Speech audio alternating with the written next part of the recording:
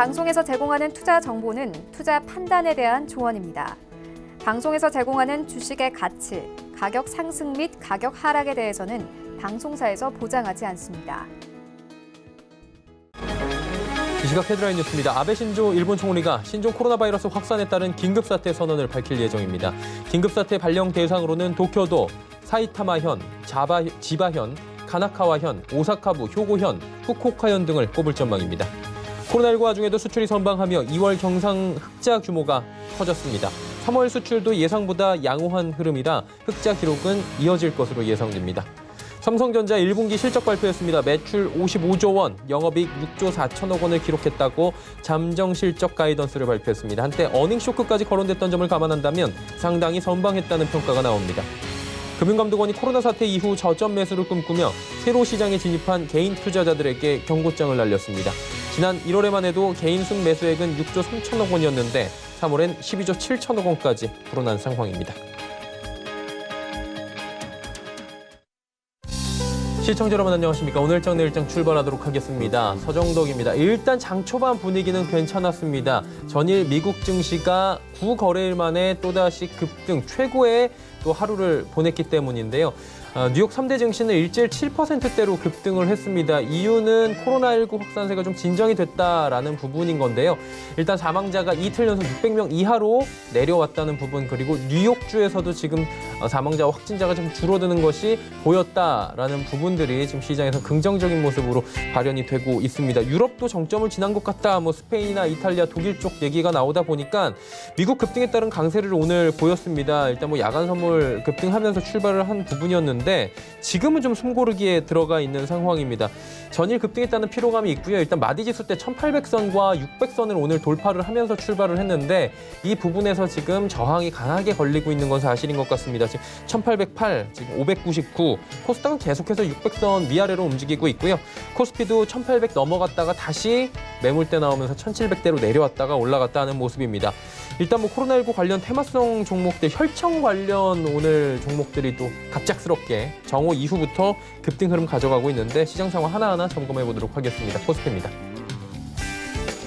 자, 코스피 지수 전해드렸다시피 1807입니다. 또다시 올라가고 있는 상황입니다. 일단 코스피 하루간의 흐름 보시면 조금 정신 없습니다. 보시면은 1836. 일단 야간 코스피 선물이 상승 출발을 했고요. 환율을 하락 출발을 했기 때문에 급등 출발을 하는 모습들이 보였는데 바로 또 빠져내려옵니다. 그리고 계속 계단식으로 지금 빠져내려오다가 다시금 우상향하려는 움직임도 현재 나타나고 있는 상황입니다. 자, 그렇다면 수급을 좀 보도록 하겠습니다. 외국인이 문제인데요. 사실 한 9시 30분 정도까지만 해도 외국인이 개인과 함께 매수를 해주고 있는 모습이 보였습니다. 드디어 외국인이 들어오나 싶었는데 사실 요 근래 보면은 외국인들이 9시 30분 정도까지는 매수하는 척 하다가 이렇게 현물 시장에서 매도하고 지금 가는 경우가 굉장히 허다했는데 오늘도 마찬가지인 것 같습니다. 다만 다행인 것은 외국인의 매도 물량이 지난주 대비해서도 현저하게 지금 줄어들고 있다라는 부분이고요. 기관 어제 그렇게 강하게 매수하더니 오늘 하루 만에 다시 매도를 가져가고 있는 상황인데 금융투자네요. 금융투자가 어제 강하게 매수 들어왔는데 많은 시장의 지금 전문가분들이나 많은 분들이 이야기를 저희 방송에서도 해드렸지만 금융투자 쪽에서 매수가 강하게 들어온다면 이게 길게 가지 않는 경향이 있기 때문에 좀 단기성 물량으로 봐야 된다라는 부분인데 하루 만에 지금 1,800억 원을 털어내고 있는 상황입니다. 연기금도 많이 파네요. 1,000억 원 넘게 팝니다. 다음 보도록 하죠.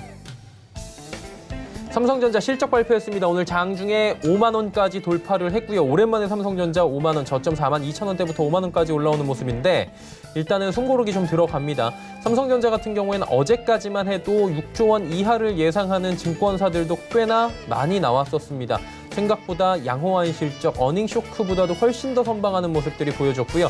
이에 SK하이닉스도 함께 올라갑니다. 삼성바이오로직스 분위기 좋고요. 네이버가 살짝 조정이 나오고 있는 상황입니다. 다음 볼까요? 자, 보시면 셀트리온 그리고 LG생건 조정 나옵니다. 어제 많이 오른 종목들 위주로 좀 조정이 나오고요. LG화학, 현대차, 삼성SDI 일제히 올라갑니다. 일단 LG화학, 현대차, 삼성SDI 어떻게 보면 유가와 관련이 있을 수도 있고 전기전자일 수도 있지만 2차 전지나 운송장비하고 다 관련이 있을 수밖에 없습니다. 전기차로 많이 얽혀 있는데요. 일단 유럽 쪽에서 지금 독일 정상화 얘기가 좀 나오고 있고 유럽 쪽 스페인이나 이탈리아도 정점 지났다라는 얘기들, 즉 조업을 재개할 수가 있다라는 겁니다. 2차 전지 관련 공장들은 헝가리나 폴란드 쪽에 많이 몰려 있는데 이 부분이 정상화가 된다면 그동안 눌려있던 주가에 대한 기대감이 조금씩 올라올 수밖에 없는 상황인 거고요. 현대차 역시 운송장비 업종들 지금 강하진 않지만 반등이 좀 나와주고 있는 상황입니다. 다음 보도록 하죠. 삼성물산도 올라가고 현대모비스도 같은 맥락으로 보시면 됩니다. 현대모비스도 지금 강보합권, SK텔레콤, NC소프트, 포스코는 빠지고 있습니다. 다음 볼까요? 코스닥 600입니다. 지금 600을 두고 계속해서 경합을 벌이고 있는데 이길지 질지 좀 봐야 될 것 같습니다. 600선에서. 자, 하루간의 흐름을 잠깐 보시면 606 장중 고점, 저점은 593입니다. 변동폭 꽤나 됩니다, 오늘. 그리고 움직임은 거래소 코스닥 비슷한 상황입니다. 다음 볼까요? 여기도 마찬가지 수급입니다. 외국인 좀 강하게 팔고요. 기관 팔고 개인은 삽니다. 어제하고는 코스닥 정반대죠. 어제는 기관 외국인이 동반 매수를 했고 개인은 파는 모습이었는데 일단 뭐 하락을 좀 하거나 이렇게 혼조세가 나오면 개인들은 어김없이 들어옵니다. 오늘 또 많은 물량을 사주고 있고요. 다음 보도록 하겠습니다. 셀트리온 헬스케어 블록딜 얘기 계속 나오고 있고요. HLB 빠지고 펄어비스 상승하는 가운데 CJN이 9만 원 무너지네요. CJNM 오늘 장중에 괜찮은 흐름들을 보였는데 다음 쪽 보도록 하겠습니다. 6위부터 10위 보면 조금 CJNM과 곁들여서 스튜디오 드래곤 말씀을 좀 드려야 될 것 같은 게 스튜디오 드래곤 지금 급락이죠. 74,700원, 장중에 지금 73,900원대까지 내려간 부분이 있는데 블록딜 나왔습니다. 지금 시간외 거래에서 블록딜을 강하게 지금 좀 한 상황이고요. 이로 인해서 증권가 레포트에서는 윈윈할 수 있다라고 하는데 일단은 CJ 쪽에 지분이 줄어든 스튜디오 드래곤 같은 경우에는 지금 그리고 블록딜 가격이 할인율이 좀 있었습니다. 그러다 보니 내려오는데 이 부분은 특징주에서 정보경 캐스트가 잠시 뒤에 짚어드리도록 하고요. 코미팜 24,750원 어제는 좀 강하게 움직였는데 오늘은 또 빠져내려가고 있는 모습. 어제 구충제 어떤 성분이 코로나19를 48시간 내로 지금 약화시키거나 사멸시킨다 이런 얘기로 나왔었는데 정은경 질병관리본부장이 이 부분에 대해서는 좀 고려해야 된다. 좀 조심스럽게 접근해야 된다라는 브리핑이 있었습니다. 헬릭스미스 지금 살짝 빠지고 있고요. 다음 보도록 하겠습니다. SK머티리얼즈, 휴젤, 솔브레인 움직이는데 솔브레인이 좀 강하게 움직입니다. 그리고 제넥신, 에코프로비엠 모두 다 하락하는데 에코프로비엠은 상승과 하락을 지금 번갈아 가면서 하고 있는 상황입니다. 다음 보도록 하죠. 환율은 오늘 조정이 좀 나오네요. 1224원 30전에 거래가 되고 있습니다. 자, 종목 상담 원하시는 분들 많이 계실 겁니다. 잠시 뒤에 마감임박 60분의 승부 2시 50분부터 또 이어지는데요. 그곳에서 종목 상담 이어갑니다. 100원의 정보 이용료 부과되는 샵 0082번을 통해서 종목 상담 미리미리 보내주셔도 좋습니다. 금일본 방송에서 제공해드리는 정보는 투자 판단에 대한 조언일 뿐입니다. 해당 주식의 가치와 수익률 보장해드리지 않는다는 점 참고해 주시길 바랍니다. 이 시각 특징주 바로 정리해드리도록 하겠습니다. 정보경 캐스터입니다. 네, 코로나19 진정에 대한 기대감에 감간 미국 증시는 폭등했습니다. 우리 시장은 삼성전자 호실적까지 더해지면서 상승 흐름 이어가고 있는데요. 코스피가 1800선, 코스피가 600선에서 안착을 시도하고 있습니다. 이 시각 이슈 종목들은 어떤 게 있는지 지금부터 만나보시죠. 이 시각 종목 핫3입니다. 스튜디오 드래곤, 진 매트릭스, YBM넷이 올라와 있습니다. 오늘 가장 먼저 만나볼 종목은 YBM넷입니다. 사상 첫 온라인 초중고 개학을 앞두고 온라인 교육주들이 강세를 보이고 있는데요. YBM넷이 현재 2.88% 올랐고요. 거래가 7,150원입니다. 하루간의 흐름도 확인해 보시죠. 오늘 장 초반 횡보하던 주가가 11시쯤 급등하면서 최고가 7,820원을 터치했고요. 현재는 상승폭을 조금 줄인 모습입니다. 사상 첫 온라인 개학을 이틀 앞두고 여러 가지 우려가 나왔습니다. 좀 더 상세한 지침이 필요하다는 교육 현장의 요구를 반영해서 교육부가 원격 수업 가이드라인을 발표했는데요. 정세균 총리는 온라인 개학과 관련해서 미래교육 혁신의 출발점이 될 수도 있다고 강조했습니다. 한편 이 같은 소식에 오늘 YBM넷을 비롯해서 메가MD, 아이스크림 메주 등 온라인 교육주들이 시장의 주목을 받았습니다. 다음 종목 만나보시죠. 스튜디오 드래곤은 CJENM이 지분 일부를 매각하면서 약세를 보이고 있는데요. 현재는 전날 대비 7% 넘게 빠졌고요. 거래가 74,800원입니다. 하루간의 등락폭도 확인해 보시죠. 오늘 종일 파란불 켜고 있고요. 낙폭을 점점 키워가면서 현재 장중 저점 부근에서 움직이고 있습니다. 어제 장이 마감된 후 CJ ENM이 자회사인 스튜디오 드래곤 주식 약 224만 주를 오늘 개장 전에 블록딜 방식으로 매각하겠다고 공시했습니다. 이번 매각 후 CJ ENM의 스튜디오 드래곤 보유 지분율은 58.18%가 되는데요. CJ ENM은 미래 성장 및 사업 경쟁력 강화를 위한 투자 재원 확보가 목적이라고 설명했습니다. 한편 이 같은 소식에 오늘 스튜디오 드래곤의 주가는 약세를 보이는 한편 CJ ENM은 보합권에서 움직이고 있습니다. 오늘의 마지막 특징주 만나보시죠. 진 매트릭스는 3억 5천만 원 규모의 이탈리아 수출 계약을 맺었다는 소식이 전해졌는데요. 이 같은 소식에 현재 3% 넘게 오르면서 거래가는 7,980원을 형성하고 있습니다. 하루간의 흐름도 확인해 보시죠. 최근 3거래일 연속 강세를 보였는데요. 오늘 급등하면서 출발했지만 현재는 상승분을 반납한 모습입니다. 진 매트릭스가 코로나19 진단 키트인 네오플렉스 코비드19를 이탈리아에 본격적으로 수출합니다. 이탈리아는 현재 코로나19 감염자가 가장 많이 발생하는 유럽 지역 중에 하나로 진단 키트 수요가 지속적으로 발생하고 있는데요. 진 매트릭스는 지난 3월 이탈리아에 제품을 공급한 후에 현장에서 제품의 정확도와 신뢰도를 검증받고 추가 주문 계약을 성사시켰다고 밝혔습니다. 지금까지 이 시각 종목 핫3의 정보경이었습니다. 네, 오늘 시장 이슈 바로 정리해 보도록 하겠습니다. 펠리즈 투자인 리서치 김민수 대표와 함께합니다. 대표님 안녕하세요. 네, 안녕하십니까. 예, 요즘에 코로나19가 생각보다 더 장기화가 되고 지금 전망이 암울하다 보니까 언택트 관련주, 집콕주 이런 것들이 굉장히 큰 수혜를 받고 있다라는 얘기들이 있잖아요. 그 중에서도 식품주들이 수혜를 많이 받는다라고 하는데 식품주 요즘에 어떻습니까? 네, 식품주 대표적으로 최근에 동향들을 보게 되면 많이 올라갔죠. 어느 정도 시장 대비 좀 선방한 모습들을 보여주면서 올라왔다가 최근 들어서는 시장이 이제 1800선 안쪽으로 들어오다 보니까 약간 이제 차익 매물이 나오고 있는 단계라고 보시면 될 것 같고요. 그래도 이 코로나19 사태와 함께 앞으로의 여러 가지 변화를 봤을 때는 여전히 관심은 좀 필요한 섹터라고 볼 수 있는 측면들이 생필품이죠. 아무리 여러 가지 변화가 나오고 어떤 유승기역이 나왔다고 하더라도 저희가 먹고 마시고 하는 부분들은 줄일래야 줄일 수가 없는 관점 쪽에서 경기 방어적인 성격들이 부각되는데, 게다가 이제 집에 있다 보니까 나가지 않고 집에 있다 보니까 식자재를 집에 사서 이제 요리를 하는 관점들, 그리고 그에 따라서 변화가 나오고 있다는 관점 쪽에서의 흐름들로 바라볼 수 있는 상황들이고요. 이 집밥 증가가 이런 여러 가지 현상들을 이끌었다라는 관점 쪽에서 이 식품주가 재조명 받는다고 보시면 될 것 같은데요. 일단 이를 통해서 올해 3월달 소비자 물가 동향을 통해서 이 관련된 흐름을 지켜보게 되면요. 일단 3월달 소비자 물가지수는 1% 상승했습니다. 물론 하락 요인도 있고 상승 요인들도 있다고 하더라도 그래도 소비자 물가가 급하게 하락하면서 어떻게 보면 정상적인 수준은 아니라고 하더라도 어떤 물가가 하락하는 수준보다는 좀 낮다라고 봐야 될 부분들이죠. 그런데 여기서 또 중요하게 봐야 될 섹터 내의 흐름들을 보게 되면은 가장 많이 부각을 받았던 게 신선식품 지수가 3.8%가 올랐고요. 생활물가 지수가 1.8%, 즉 생필품과 식자재 관련된 쪽이 가장 많이 오르면서 소비자 물가를 견인했다라고 볼 수 있는 부분들이죠.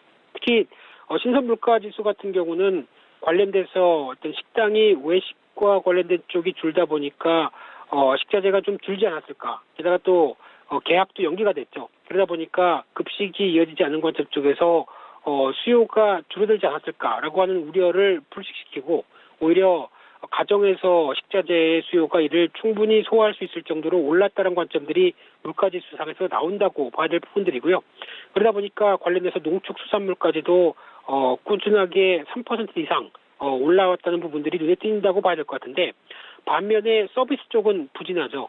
당연히 관련된 대표적으로 6% 이상 하락한 쪽을 보게 되면은 단체 여행과 관련된 쪽의 여행 서비스 쪽, 이쪽은 상대적으로 부진하다라는 관점들로 보게 되면 이런 부분을 봤었을 때 이 비대면 효과가 물가 수준에서도 충분히 나오고 있구나라는 쪽도 이어갈 수 있는 상황들이고요. 또한 두 번째, 음식료 업체를 분석할 때는 가장 중요한 게 또 거시 환경과 관련된 부분들입니다. 즉 대표적으로 수입을 곡물과 함께 여러 가지 수입을 하는 측면들이 높다 보니까 환율 중요하겠죠. 그리고 또 수입하는 단가, 즉 곡물 가격이 중요하겠죠. 이 두 가지 동향을 봤을 때 대표적으로 환율의 흐름을 보게 되면 원달러 환율로 봤었을 때 워낙 강세가 음식료 업체 쪽에는 가장 유리합니다. 그런데 지금 최근 들어서 원달러 환율이 1,300원대까지 갔다가 다시 좀 정체 흐름들 그리고 워낙 강세 흐름들이 안정이 가고 있는 상황이다라고 하게 되면 한숨을 돌릴 수는 있는데 하지만 절대적인 수치로 보게 되면은 지금 원달러 환율이 1,200원대 이상에서는 좀 여전히 완전히 어떤 긍정적이라고 보긴 좀 힘들겠죠. 또 두 번째로 미국의 소맥 선물, 즉 밀 가격의 추이를 살펴보게 되면 작년 말에 가파르게 올랐습니다. 특히 작황이 좋지 않아서 어떤 주요 생산국 같은 경우가 가뭄이 있었죠. 그러다 보니까 이에 따라서 작황이 좋지 않았기 때문에 그 밀 가격이 급하게 올라갔다가 최근 들어서는 수요가 좀 줄을 것이 아니냐라는 관점 쪽에서 좀 떨어지고 있는 상황들인데 하지만 최근의 동향에 떨어지는 모습보다는 아직까지 절대적인 수치는 최근에 작년부터 이어졌던 가격 동향을 봤을 때 한 단계 레벨업 된 상태죠. 그렇기 때문에 지금 거시적인 흐름들로 봤을 때는 그렇게 썩 긍정적이다라고 보기 좀 힘든 상황들이고요. 또 하나 수출 동향을 살펴보게 되면은 대표적으로 진단키트, 손세정제 3월 달까지 이어지면서 가파르게 수출이 늘어나고 있는 상황들이다 보니까 이쪽에 관련주들이 올라온 건 어떤 이런 흐름들을 반영했을 수 있다라고 생각하고 있는데 하지만 증감률을 떠나서 그 절대적인 금액 자체를 봤었을 때는 가공식품 관련된 섹터를 보게 되면 거의 손세정제의 10배입니다. 그리고 또 진단키트 관련된 쪽에 5배 이상까지 나오고 5배 가까이 된다고 보게 되면은 증감률도 늘어나고 저희가 알게 모르게 가공식품도 상당히 많이 늘어나고 있구나라고 하게 되면 최근에 해외 쪽에서 발생하고 있는 사재기 열풍이나 이런 쪽도 같이 영향을 끼치면서 수출이 잘 되고 있구나라는 점들도 염두를 하셨으면 좋겠고요. 그러다 보니까 관련주의 실적 동향을 보게 되면 일단 대표적인 식품기업, 오리온, 롯데푸드, 대상 같은 경우를 봤었을 때 롯데푸드는 실적이 작년에 별로 안 좋았습니다. 그러다 보니까 주가가 하락한 점은 염두를 하겠는데 대상 같은 경우는 실적이 그렇게 크게 하락하지도 않는데 주가가 좀 밀렸다라고 하게 되면 가격 멜트가 뚜렷하게 봐야 되겠죠. 또 오리온 같은 경우도 실적도 좋고 올해 전망치도 괜찮은데 주가가 올라오다 보니까 밸류에이션 메리트가 좀 떨어지죠. 이런 어떤 판단의 기준들은 좀 가져가셨으면 좋겠고요. 하지만 이제 수산주 요즘에 테마가 불면서 올라왔었고 또 육계 관련된 할인 같은 경우도 올라오다 보니까 지금 밸류를 측정하기에는 상당히 부담스러운 수준까지 올라와 있다는 부분으로 보게 되면 이런 어떤 중소형 테마는 좀 접근하는 게 자제가 되지 않을까라고 바라보고 있고요. 따라서 결론적으로는 실적이 안정적인 종목과 함께 꾸준한 경기 방어적인 흐름들까지 생각한다라고 하게 되면 조정시에 매수 기회를 삼는 전략은 유효하다. 하지만 중소형 테마주는 대응을 자제하셨으면 좋겠고요. 그런 관점 쪽에서 하이트진로라든가 동원산업 같은 경우 개별적인 실적 변화가 꾸준한 흐름들로 나오고 있기 때문에 관심이 필요하다. 이렇게 정리하겠습니다. 자, 그리고 중국 쪽 좀 여쭤볼게요. 중국이 가장 먼저 코로나가 발원지니까 그런데 확진이 됐고요. 그리고 지금 많이 잦아들었다라고 중국에서 밝히고 있잖아요.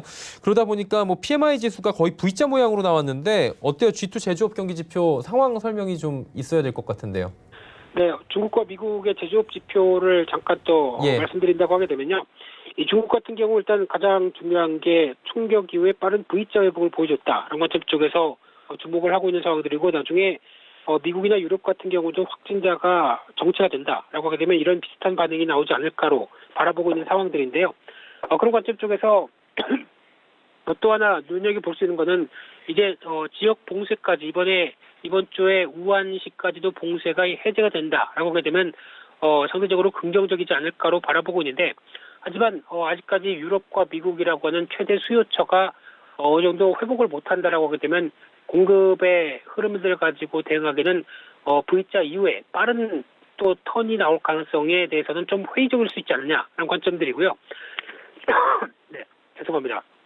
또 하나 서비스 관련된 또 지표를 보게 되면 일단 제조업의 V자 반등보다는 약간 느립니다. 그만큼 전염병 충격이 심리적인 여파까지로 고려를 했었을 때 약간 좀 느리다라고 봐야 될 부분들이고요. 게다가 이 부분은 이제 중국의 양회가 개최가 되면서 정부의 경기 부양책들이 직접적인 실물 경제에 대한 부양책을 이어갈 때 조금 더 긍정적으로 나오지 않을까에 대해서 아직까지는 이 부분을 좀 더 확인해야 될 것 같고요. 또 하나 이제 미국입니다. 미국 같은 경우는 지금 이제 ISM 제조업 지수나 PMI 제조업 지표 모두 다 이제 꺾여 내려가기 시작하는데 아직 확인이 안 됐죠. 그런 관점 쪽에서 여전히 일단 정점을 지나야 이 부분이 특히 3월 이후 또 4월이나 5월 같은 경우도 여전히 아직 바닥을 확인할 수 있는 구간이다라고 보게 되면은 아직 지금 현재가 저점이다라고 보기 힘든 구간이고요. 서비스 더 중요합니다. 특히 미국 경제의 70%를 차지하고 있는 소비나 서비스 쪽을 봤었을 때 지금 최근에 이어지고 있는 실업 지표도 상당히 부진하죠. 그러다 보니까 추가적으로 지금 이 상태로는 앞으로 더 악화될 가능성이 높다라는 관점 쪽에서 미국도 4차 부양책과 관련된 재정 정책이 필요하다라는 쪽으로 바라보고 있고요. 우리나라도 마찬가지입니다. 지금 현재까지 발표됐던 제조업 지표를 봤었을 때는 어떤 금융위기 수준까지도 하회할 정도로 부진한 모습들을 이끌어내고 있는데 중국이 개선되다 보니까 같이 비슷하게 V자로 나오지 않을까로 기대를 하고 있는데 마찬가지로 또 대외적인 환경, 미국과 유럽 쪽이 또 상대적으로 중요하겠죠. 이런 부분들까지 흐름을 보게 되면 아마 여기서 중국을 따라가려고 하는 경향들은 높겠지만 여전히 또 최대 수요처라고 하는 입장 쪽에서의 변화가 확인이 돼야 어떤 점진적인 개선세가 나올 수 있겠다는 쪽도 염두하시면서 바라봐야 될 흐름이라고 생각됩니다. 예, G2 PMI 제조업 관련한 이야기들까지 함께 들어봤고요. 오늘 말씀 여기까지 들어야 될 것 같습니다. 고맙습니다. 네, 감사합니다. LG 투자인 리서치 김민수 대표와 함께했습니다. 이슈 칼럼 이어집니다.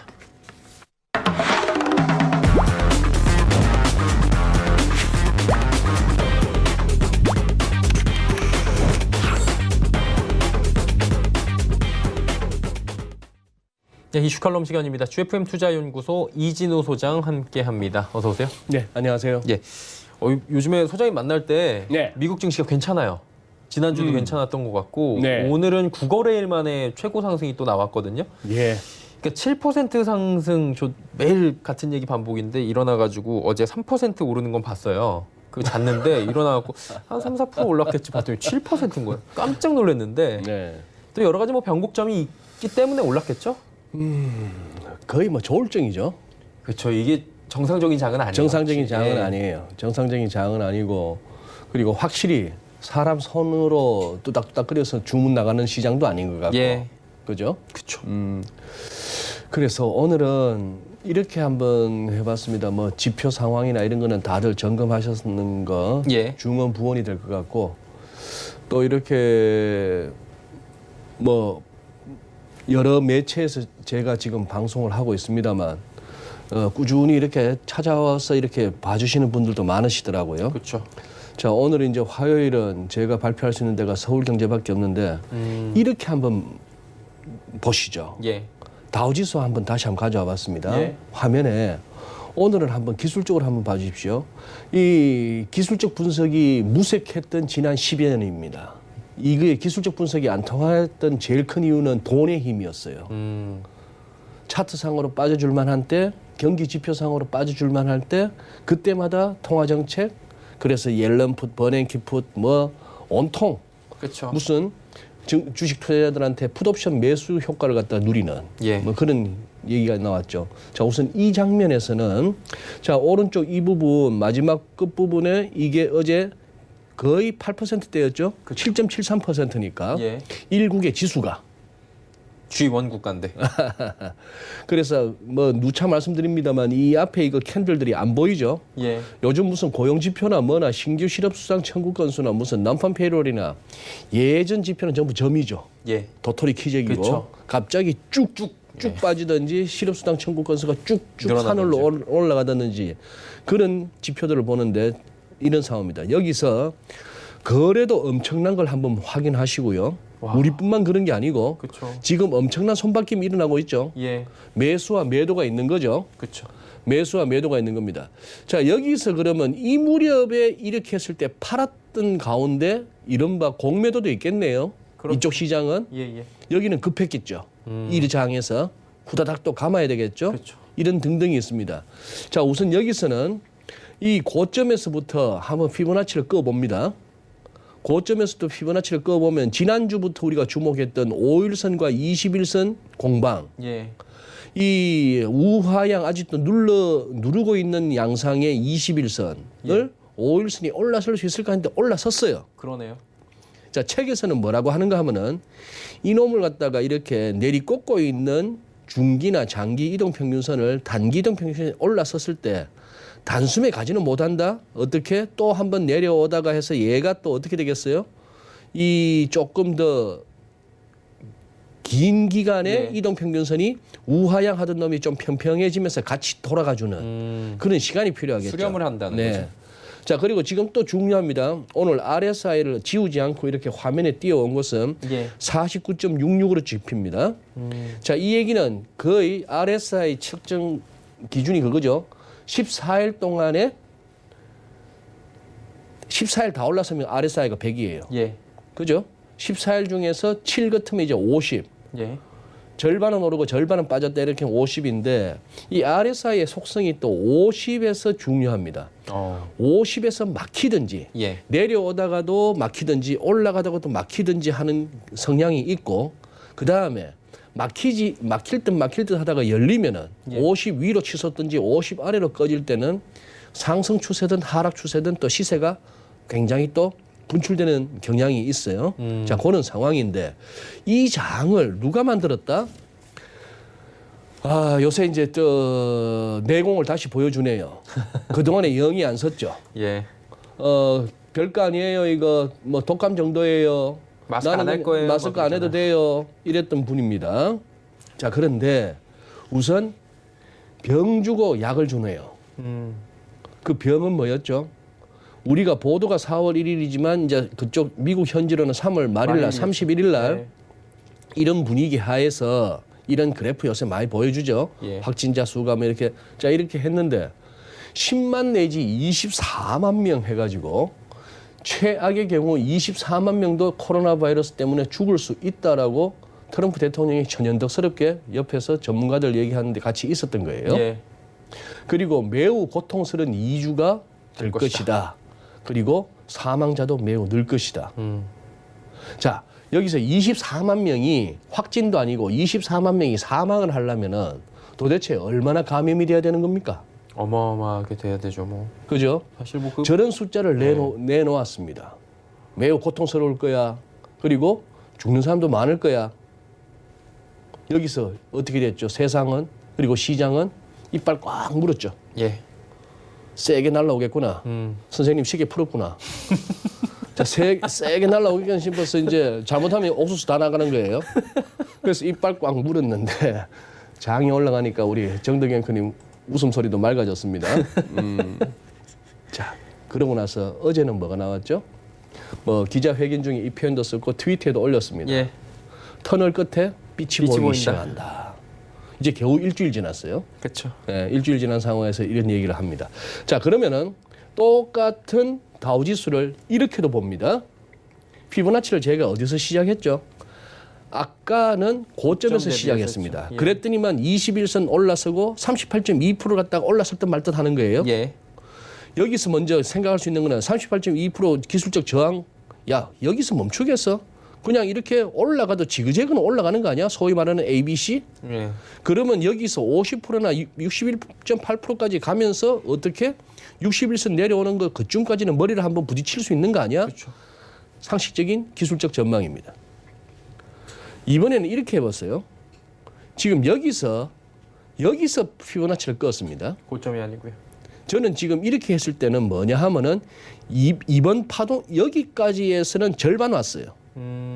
절반을 왔고 여기서 조금 더 뻗어가면은 23,700 어라운드. 예. 다우지수 기준으로 이게 구름대하고도 맞물립니다. 23,700 어디지? 아, 이 근처. 이렇게 봤을 때 한 절반. 예. 여기서부터 봤을 때는 이거.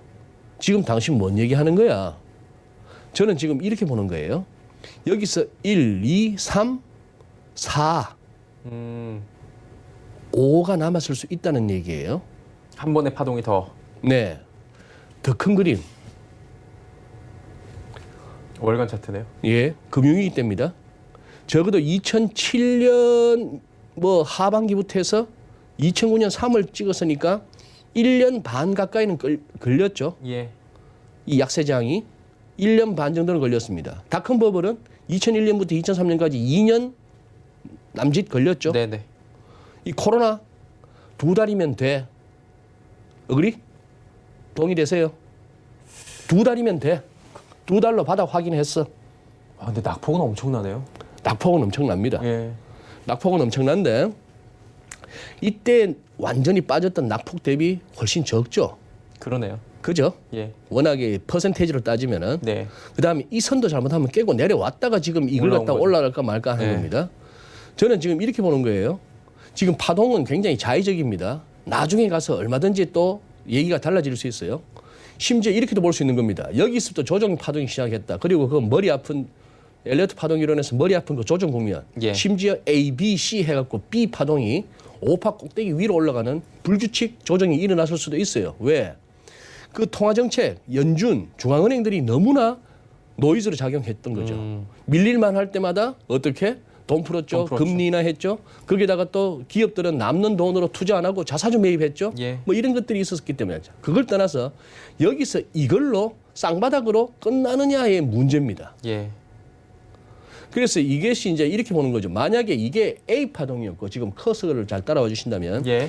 A 파동이었고 B 파동이었고 C 파동이었다면 그나마 또 전통적인 우상향으로 갈 수 있어요. 예. 2조 4천억 달러를 푼 데다가 인프라도 2조 달러 하겠답니다.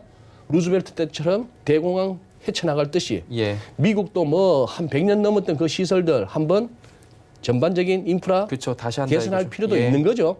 돈을 어디서 만들어내지 하는 걱정은 있습니다만 그렇게 했을 때 경기를 분명 살릴 거예요.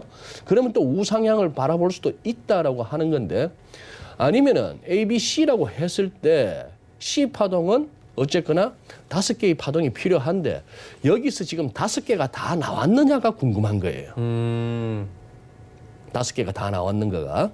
그래서 5개가 다 안 나왔다고 지금 보고 있고 예. 여기서 저는 이렇게 한번 가설을 세워보는 거죠. 1, 2, 3, 4파 진행 중이고 5파가 나와야 되는 거 아니냐? 뭐 이런 거죠. 만약에 나오면 네. 어느 정도로 찍혀 내려와요? 저 커서 기준으로 해서? 제일 그 다음에 쌈박하기는 예. 편안하게 매수 들어가기는 전저점 근처에서 이중바닥 만들면 좋죠. 아. 그러면은 그 과정이 힘드는 거죠. 또 전저점이라고 한다면 예. 그 과정이 힘들지만 매물대 소환 잘 된다는 거죠. 그렇죠. 깔끔하게. 매물 소화되고 그 다음에 이걸 견딜 수만 있다면은 여기 머무르거나 더 내려가지는 않겠죠. 네. 찍고 돌아가는 장.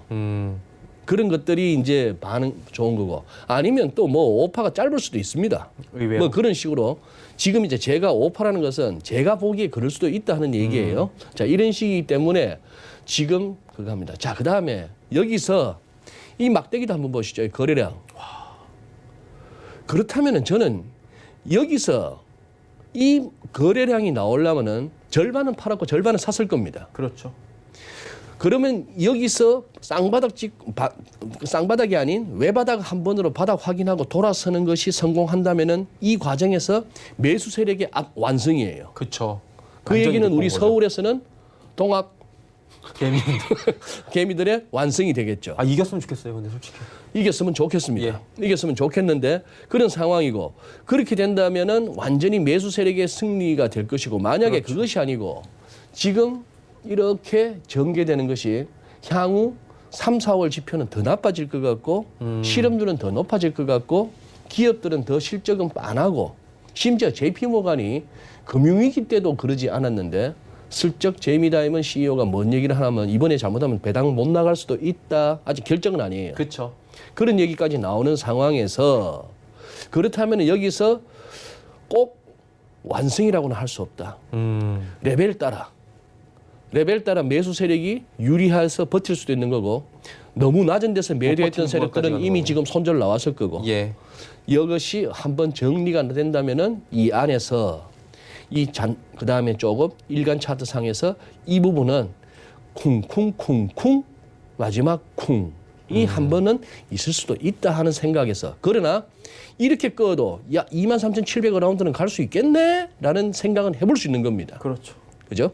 그런 상황이고 뭐 괜찮잖아 아직 하는 생각을 해볼 수 있는 그런 국면이죠. 아, 예. 코스피 조금 전에 보여주셨는데 그냥 바로 여쭤볼게요. 이진우 소장께서 이 사태가 펼쳐지기 전에 레벨을 다 그어주신 적이 있어요. 네. 저희 방송에서. 네. 그때 당시에 1850 정도였고 1750. 올라서면 되고, 그러니까 예전으로 한 2달 전으로 가면, 이 사태가 벌어지기 전으로 가면 이런 급락이 나올 때 뭐라고 코멘트를 주셨냐면 1750 갈 수 있어요. 그래서 제가 놀랐었고, 여기 깨지면 1550이고 여기 깨지면 1350이고 200씩 내려갑니다라고 말씀을 해주셨는데, 네. 실제로 1350은 안 갔지만 1550을 깨고 1430까지 갔거든요. 네. 이제 올라오는 거 여쭤볼게요. 그래요. 1750 찍었잖아요. 그래요. 지금 1810이거든요. 예. 1850, 1950은 좀 어떻게 괜찮아요? 지금 레벨은? 그래요. 정덕영 크께서 기억해 주시니 고맙습니다. 그때 1950포인트의 중요성이라고 말씀드렸어요. 예.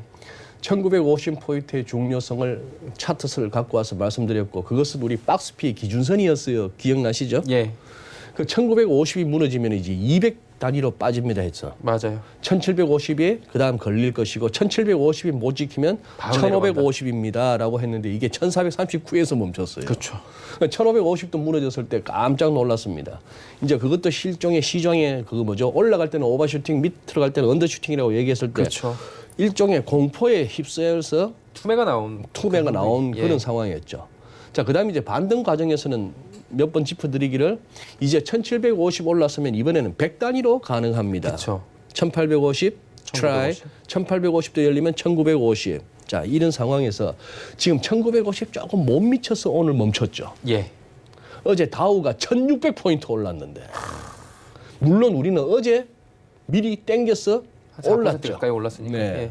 자, 이렇게 한번 봅시다.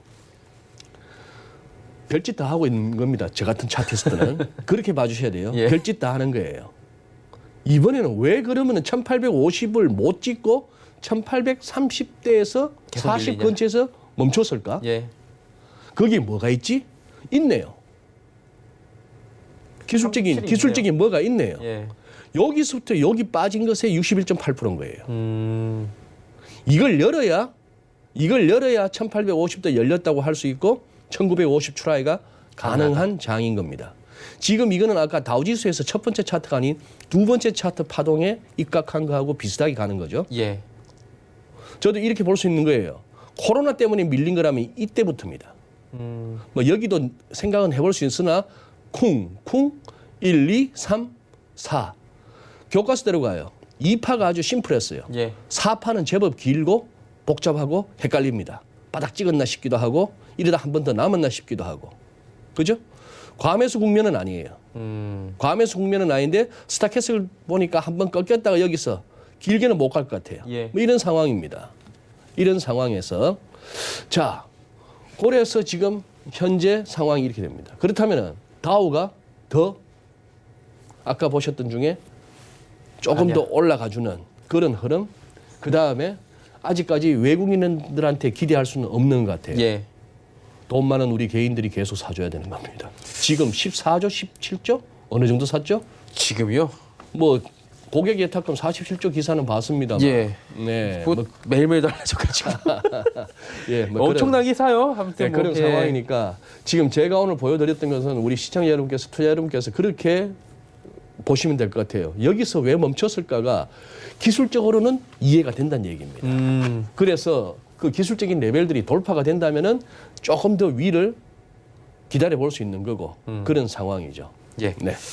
환율 어때요? 지금 일단은 뭐 수합의 영향일까 싶을 정도로 환율은 은근히 잠잠하거든요. 네. 어떻게 봐야 돼요, 환율?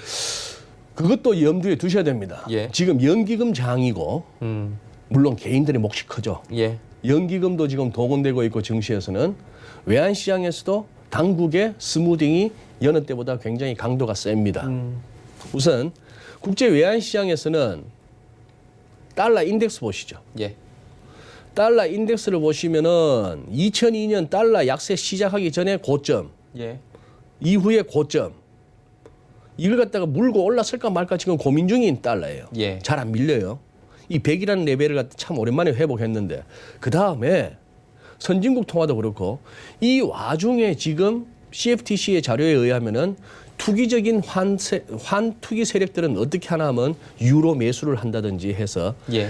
달러 약세 쪽으로 투기적인 배팅이 지금 거의 역대급으로 쌓여 있어요. 네. 달러 약세로 돌 거야라고 생각하는 거예요. 그 와중에도 안 밀리는 거예요. 예. 그렇다면 시장에서 투기 환으로 좀 이렇게 트레이딩하는 사람들은 달러 약세 쪽으로 베팅을 하는 반면에 실제 현장에서는 어떻다? 펀딩의 문제가 됐건 뭐가 됐건 간에 아직도 달러 유동성이 부족한 거예요. 예. 이머징은 조금 더 심각합니다. 큰 그림 가져왔습니다. 기사에도 막 나오죠.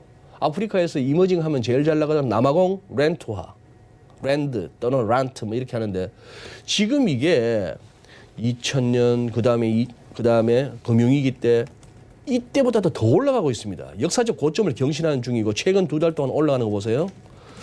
멕시코 페소도 월간 보세요. 예. 금융위기 때 달러가 강해졌다 해봐야 이 정도였는데 지금 이러고 있는 중입니다. 인도네시아 루피아. 야. 얼핏 이 부분은 우리 IMF 외환위기 때 하고 비슷하죠.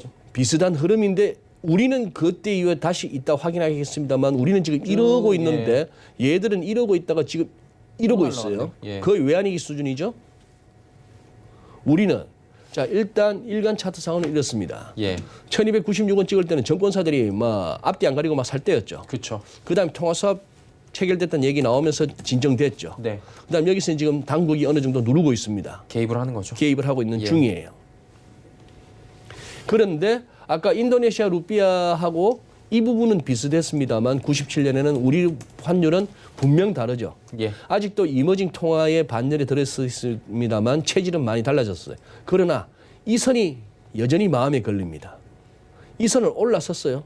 이런 묵직한 선을 올라서고 나서 펄펄펄 날아가기에는 우리 경상수지도 좋고 외환보유고도 나쁘지 않고 은행권의 장단기 미스매치 문제도 없어요. 예. 그렇다면 훨훨 날아가기보다는 이 선 제대로 올라섰는 거야 확인하는 과정이 한두 달 걸릴 수는 있습니다. 그러나 이 선 밑으로 완전히 내려와 줘야만이 우리가 편안하게 환율 걱정 안 해도 돼. 뭐 이런 식의 생각을 할 수 있는 그런 국면입니다. 예. 저희가 시간이 굉장히 타이트하긴 한데 국제유가 짧게 한번 여쭤볼게요. 안정이 좀 될까요? 쉽진 않아 보이는데. 목요일 날 한번 보시죠. 목요일 날. 네. 그 오펙 플러스 회의 예, 회의 열리는지 한번 보시고. 열리는지를 봐야 되는 거죠, 지금은. 어제 열기로 했던 거 예, 미뤘잖아요. 목요일로 미룬 상황이고 그다음에 거기서 진짜 감산 합의가 나올 수 있는 뭐 1000만 것인지 배럴이건 뭐 얼마든 간에. 예. 예. 그런다고 해서 지금 무너진 원유 수급을 갖다가 채우지는 못할 것입니다만 뭔가라도 끄집어낸다면은 그나마 조금 시장 안정에 도움을 줄 것 같습니다. 예, 알겠습니다. 원유 얘기까지 짧게 여쭤봤고요. 오늘 말씀 여기까지 듣도록 하겠습니다. 고맙습니다. 네, 고맙습니다.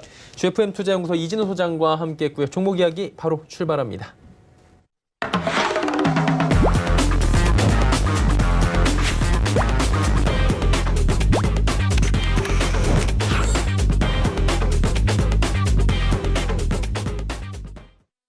네, 종목 이야기 바로 출발하도록 하겠습니다. 오늘은 AR 인베스트먼트의 오현진 팀장과 함께합니다. 어서 오세요.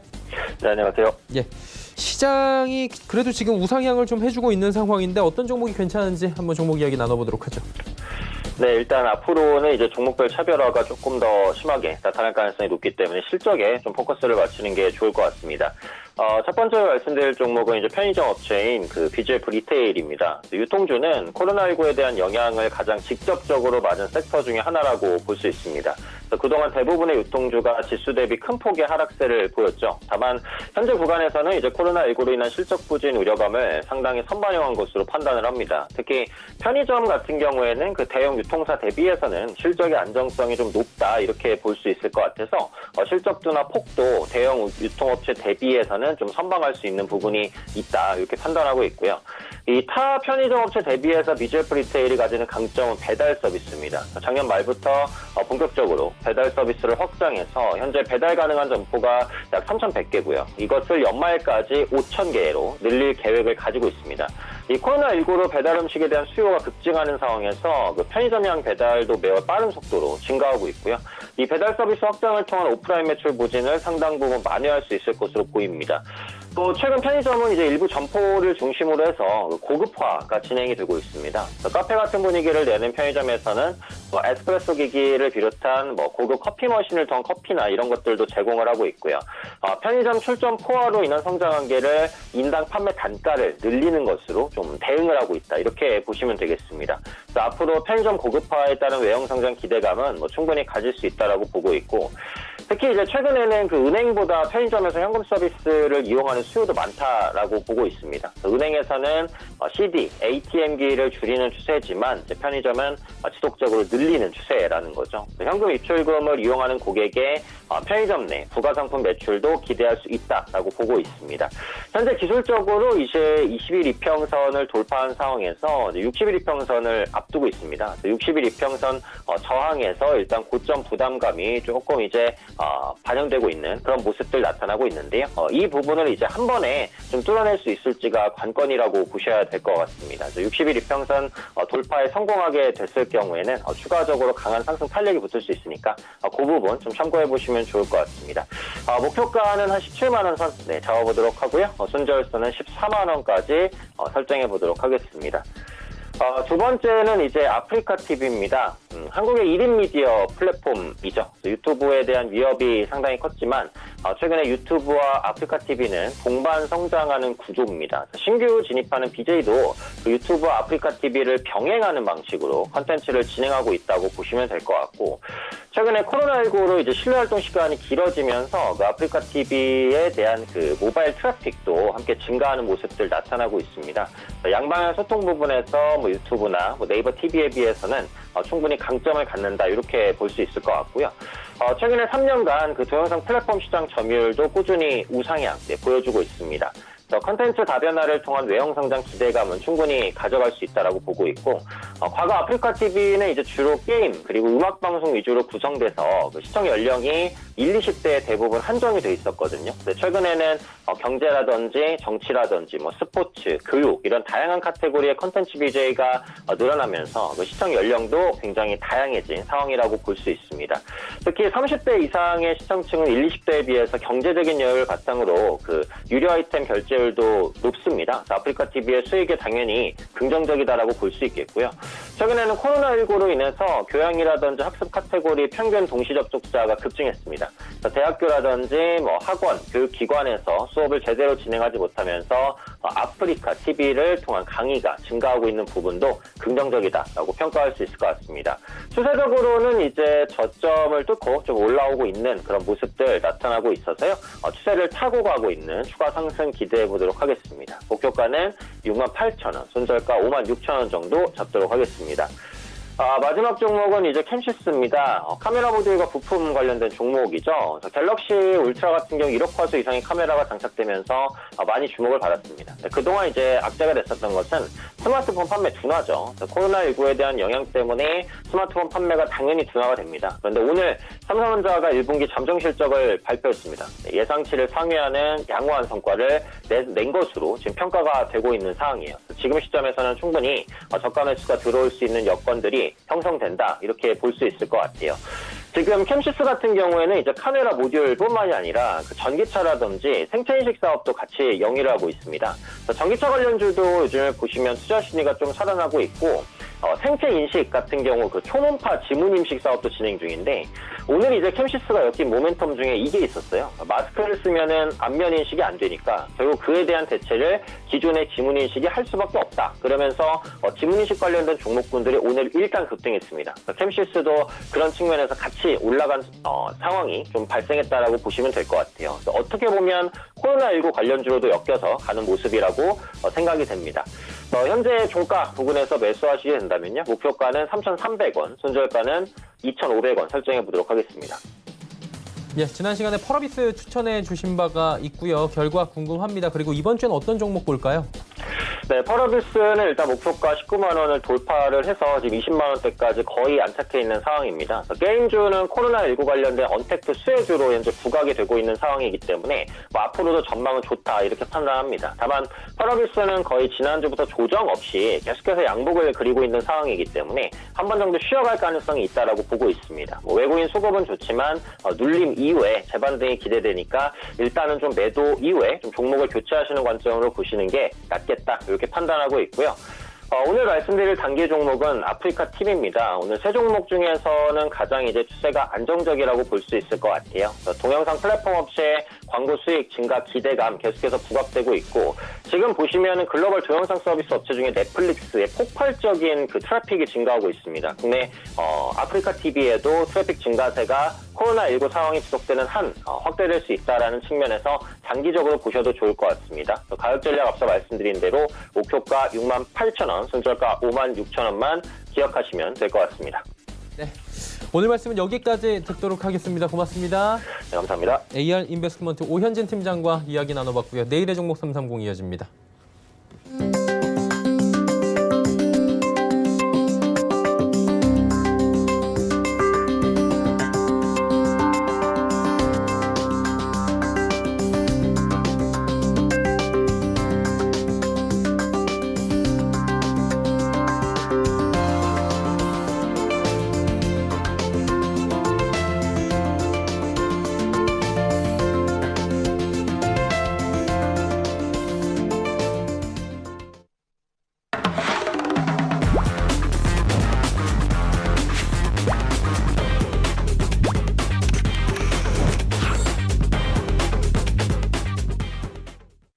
내일의 종목 330 이어갑니다. 이지환 멘토와 함께합니다. 어서 오세요.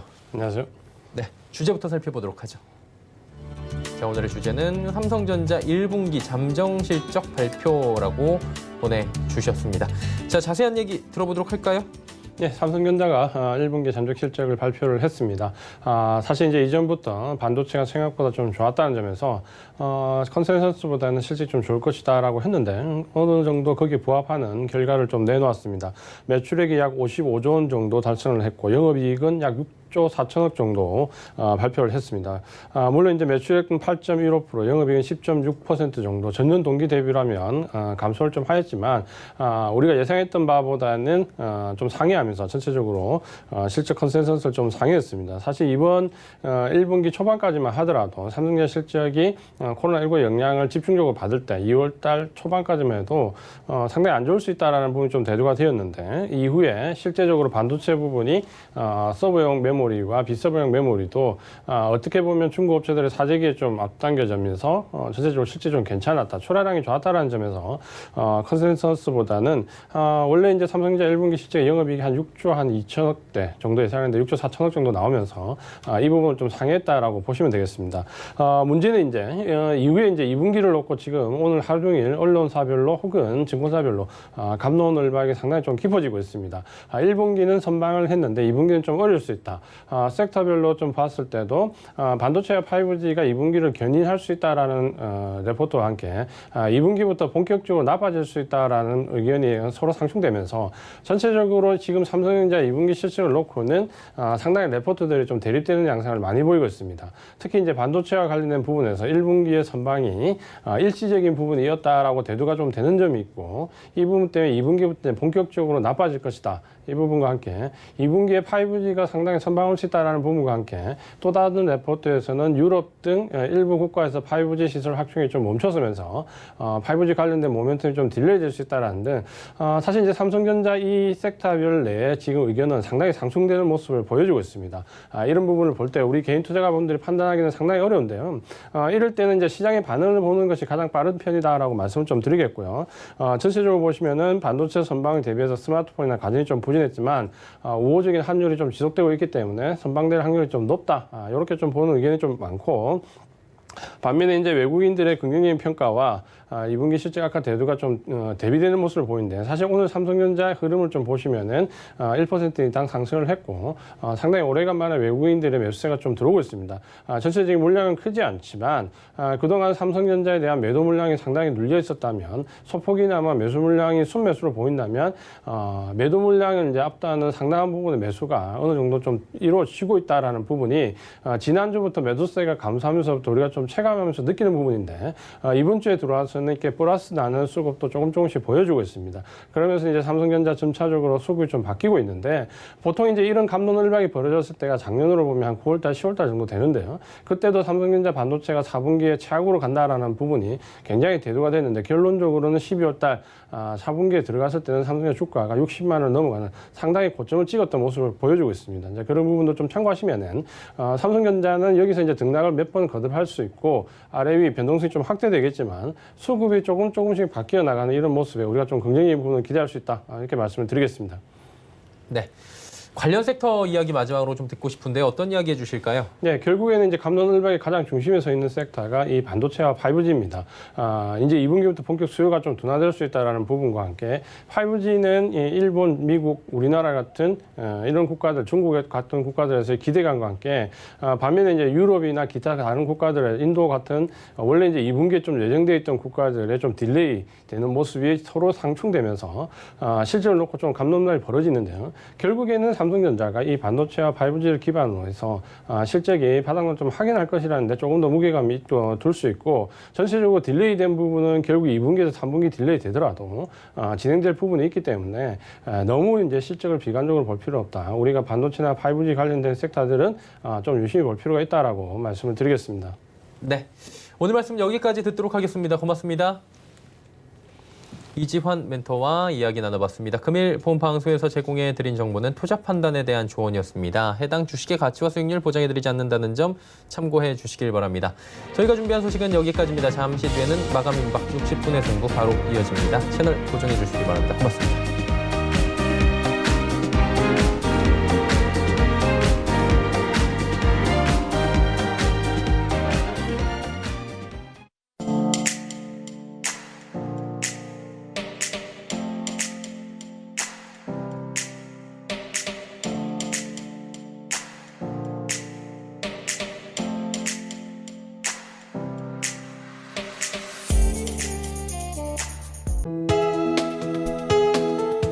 방송에서 제공하는 투자 정보는 투자 판단에 대한 조언입니다.